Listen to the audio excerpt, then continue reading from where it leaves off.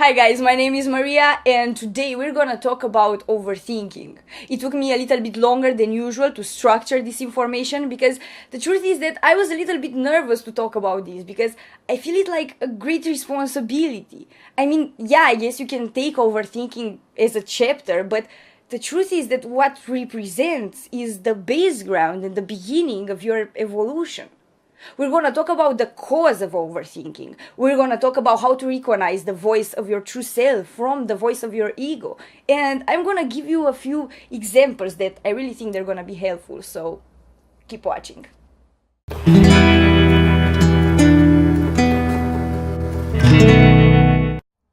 First, the classification is required. There are three things that can look like thinking. One is when you use your mind as a tool, the logic. The second one is the voice of your true self, the voice of intuition, the voice of God, or however you choose to call it. And the third one, the continuum of noise in your head, the loudest one, the voice of your ego, of course, or your overfilled subconscious spilling over if you prefer. This noise has been in our global consciousness since the beginning of fear, and almost any human being on the planet has it. Here we can make a classification regarding the levels of understanding. There are the people that are aware, and there are the people that have no knowledge whatsoever about what is happening in their minds. And then there are the masters. More now than ever, the number of people becoming aware has grew exponentially. In the past, you would find to awaken people at decades in time distance. Now only I know about 10. From all the people becoming aware, very few get to mastery, and that is because that requires a complete and total dedication in order to accumulate the knowledge given to find the self, and then an undoubtable trust manifested in a total non-resistance as the divine process breaks all the walls of shadows and the mess of fear standing between you and God. The thing is that all the people walking this path, all the people starting their journey are walking on the path to mastery, because the destination and the road are certain, but many turn around. The path gets thinner and thinner, and there is a point there where you can really feel the terror of falling. But if you keep walking, soon you're gonna be surrounded of so much beauty that you're gonna forget about the thin rope you are trying to walk, and you're gonna realize that you don't need anything under your feet, and that all that struggle to keep from falling was an insanity from the beginning, because you can fly anyway. But that's why so few of us get to mastery, because it's so hard to believe that you can actually fly. To tell now to someone that they have a limitless power and that they are in complete control of their lives sounds as insane now as a school shooting, only that the school shooting sounds like a normality. To stop overthinking, you need to know the cause, and you need to know how to recognize the voice of the ego from your actual voice. It's so simple that the harder you try to explain it, the further away you go from the truth. But if you remove the logic, which you are aware about, when you use it, then, unless you are a master, it's very likely that all you are hearing is the overthinking. Of course, the master's mind does that too, but they never take it seriously. And of course, God speaks less through words and more through feelings, but either way, you cannot hear both of them in the same time because they are speaking at different levels, so you need to hear with different ears. If you are still unsure what this overthinking is, well, it's everything that love is not. Love comes from you, and fear comes from your ego. And they are opposites, so, that's why you cannot hear them in the same time. Why fear? Well, fear disguises itself under many forms, and that's why it's harder sometimes to establish it as the cause. The favorite forms of fear are things like guiltiness and frustration. So if you ever caught yourself, in having a thought about a mean commentary, or a thought that gives you an unpleasant feeling, a complaint or anything like that, then yes, that is the voice of the ego. To better understand why overthinking is fear, let's put this in another way. Why do you think the ego gets more active when put in front of an unpleasant situation? Well, because the ego is activated by fear.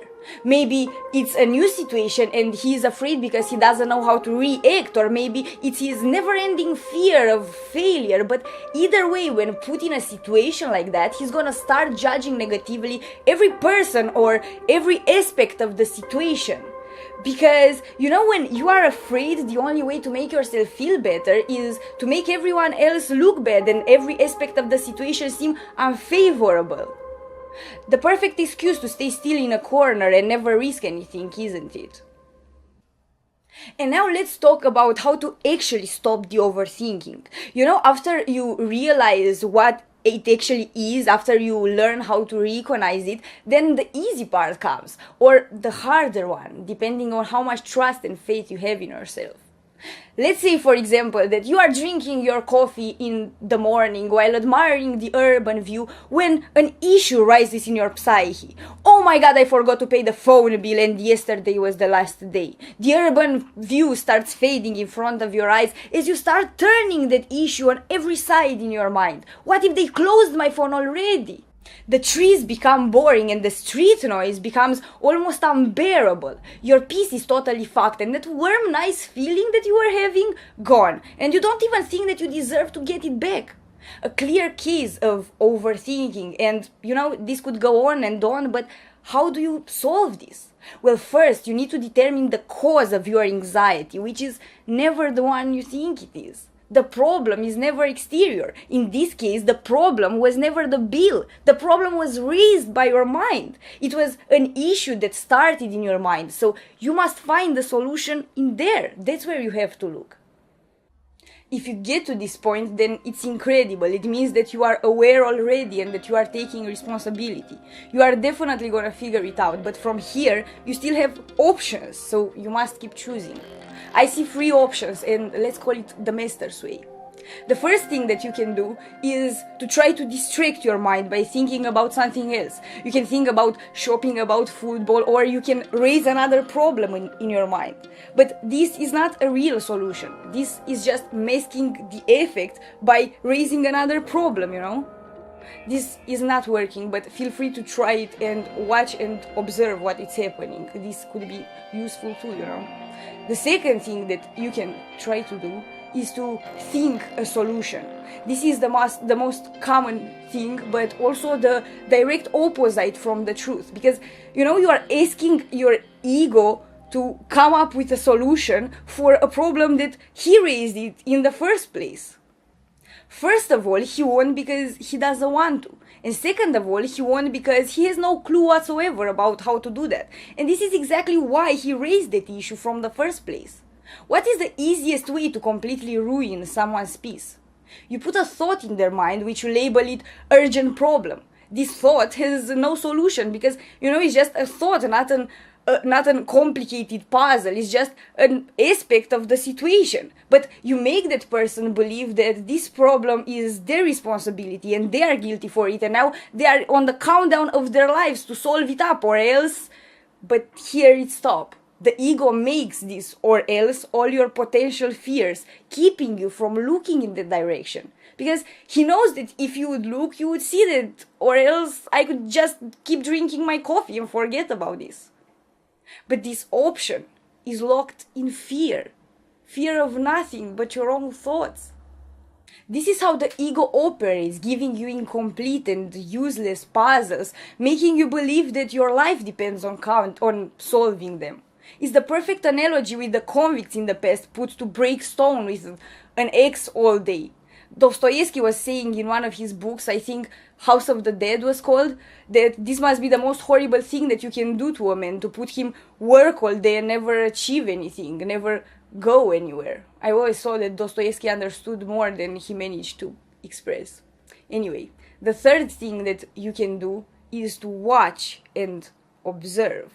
If you manage to surprise yourself while being stuck in the mechanical loop of overthinking, then you just unstuck yourself. And you can do it for good this time, because now you are standing face to face with the truth. If you can observe yourself thinking, then tell me, who is you? The one who is thinking or the one who is observing? It cannot be both you, because they are fundamentally opposites, different will and different desires. One is changing like the wind, yelling, screaming and claiming satisfaction, and the other one is standing still, observing. One is you and the other one is the fake you. One is peace, love and joy, and the other one is frustration, stress and hatred. If we look at it this way, it's not hard to imagine the birthplace of heaven and hell, of God and the devil. It's pretty easy to imagine if you think about it. You are God and the ego is the devil, coming as a snake trying to tempt you out from the Garden of Eden. The hell is the imaginary creation of the imaginary ego. Heaven is the absolute reality. It's your home, and you cannot be banned from it or leave from it, because reality is all there is, you know? There is one more thing that you can try to do. I call it the master's way because it requires the knowledge that gives you the undoubtable knowing.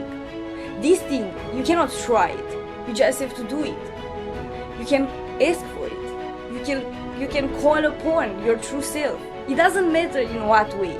Just say, thanks for giving me peace. Just say the word God. Just say universe. Say whatever you want. It doesn't matter what you say. It matters to call upon from that place of peace. It matters for your mind to recall that state of being, because if you find that place, you're gonna find God, your true self, and in the presence of that, any illusion will dissipate immediately. Or with other words, if you can completely clear your mind, you will obviously see the reality. The point of this is not to hear a voice coming from the sky. The point is to rebalance yourself. A master is always aware. The master can have egotic thoughts too, but he sees them right as they come, and he doesn't waste a second thinking if that thought is worth to think about it or not. He knows that the thought it's meant only to bring disharmony. So right away the master decides that this is not what he wants, and he moves his consciousness back from that place of fear to the place of love, just by recalling it. It's funny how complicated it sounds when you try to put it in words and how simple it really is. But as I said, the harder you try to explain it, the further away you go from the truth. So don't just tell to yourself that this is too complicated for you, and instead start watching and observing yourself. Try to meditate and see what's happening. See how thoughts rise and then disappear. Go find the meaning of peace and the feeling of God, and don't waste any opportunity to learn from yourself. Don't worry for a second that this journey is gonna be too long or too harsh to do it alone, because that's exactly what you're gonna find in here, your best friend. Because as the voice of the ego starts fading, you'll start hearing a different voice, one full of love and joy and music, a language of visions and the feelings. And from here, you'll never feel alone again, and you'll know exactly what you have to do. Thanks for being with me today, guys.